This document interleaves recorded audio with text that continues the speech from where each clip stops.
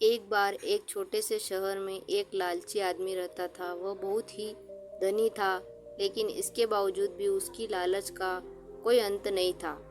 उसे सोना और कीमती वस्तुएं काफ़ी प्रिय थी, लेकिन एक बात जरूर थी कि वह अपनी बेटी को किसी भी चीज़ से ज़्यादा प्यार करता था। एक दिन उसे एक परी दिखाई दी।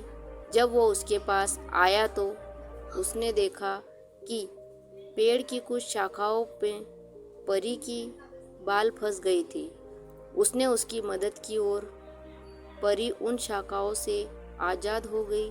लेकिन जैसे जैसे उसका लालच हवाई हुआ, उसने महसूस किया कि उसके इस मदद के बदले में एक इच्छा मांगकर उसकी मदद करके वो आसानी से अमीर बन सकता है।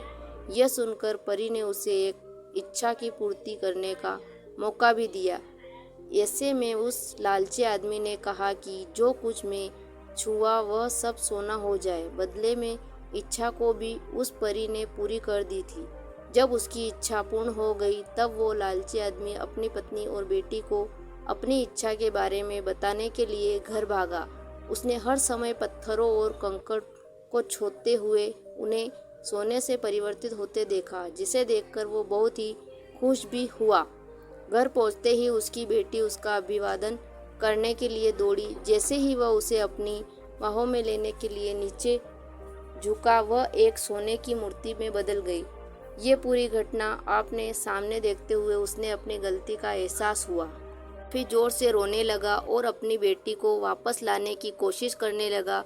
उसने परी को खोजने की काफ़ी कोशिश की, लेकिन वह उसे कहीं पर भी नहीं मिला। उसे अपनी मूर्खता का एहसास हुआ, लेकिन अब तक काफ़ी देर हो गई थी।